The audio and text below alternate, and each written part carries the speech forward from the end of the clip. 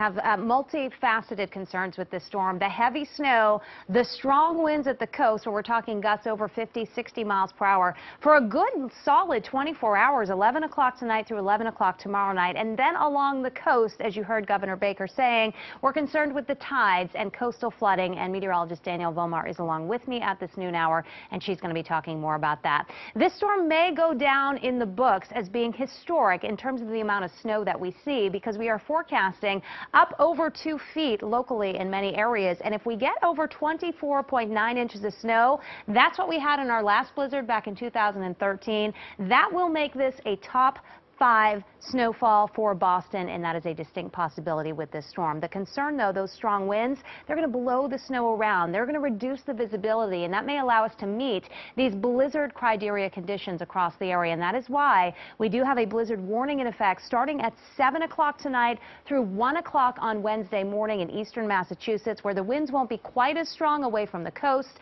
It is a winter storm warning. Nonetheless, wherever you go, we're going to be talking about heavy snow. Here is our storm starting to get a little bit more juiced up now just to our south, but we're still waiting for this piece of energy to back here to work in and feed into our storm. And as it continues to pull up the coast, it will strengthen, and it will do so very rapidly. All the while, we've got high pressure draining down much colder air. What a difference from yesterday. Look at this. We're in the single digits right now north of the Canadian border. Just 21 degrees in Boston. You can see we're still in the teens north and west of town out across Worcester County. And notice on the Cape, it's right around that freezing mark at 32 degrees. The winds are active too already, so wind chill, single digits and teens. That wind is coming in off the water in many areas already, and that's allowed some of these ocean effect snow showers to develop. We've had a band of steadier snow lifting out of Connecticut, Rhode Island, and into southeastern Massachusetts. Already a coating of snow on the ground around Martha's Vineyard. Things will continue to fill in over the next few hours, but through about 4 to 7 p.m., patchy areas of generally light snow. That snow will be a little bit steadier down on the Cape, but it's really after that time, as we get toward late this evening and about 2 o'clock in the morning, that's where you can see the snow really expands. That blue color gets darker.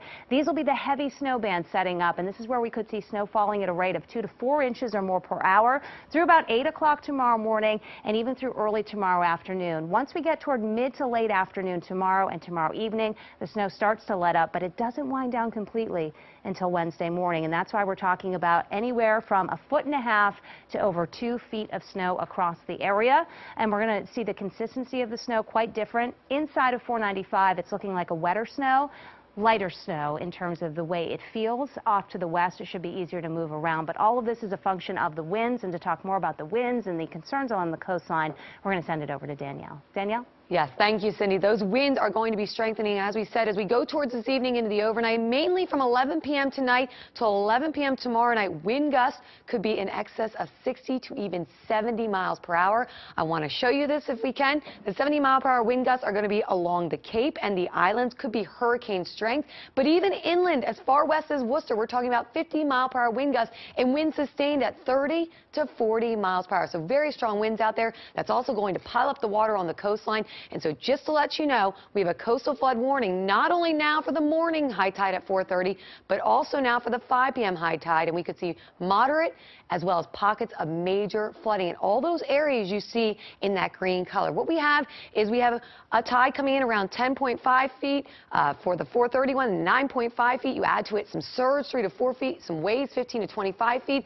And this is what happens. We get flooding on the shore roads as well as in basements. We're also looking for the potential structural damage and severe beach erosion. So any area around the coast could be impacted. The areas of greatest concern, of course, Newburyport, Scituate, and the east-facing beaches of Chatham and Nantucket. So for more on the 7-day forecast, we'll turn our attention to Cindy. Yeah, we certainly have a lot to get through, Danielle. And in terms of beyond this storm, as it winds down on Wednesday morning, we're going to have a chance to clean up. We'll be clearing out our skies on Wednesday. Thursday is a quiet day as well, but the clouds gather in the afternoon. And here comes the next storm Thursday night into Friday. It looks like a much weaker storm. It looks like a light snow event, but a snow event nonetheless. Perhaps some accumulation with this Thursday night into early Friday, and then behind that we are going to look for a dry but a cold weekend setting up with temperatures in the 20s. Erica?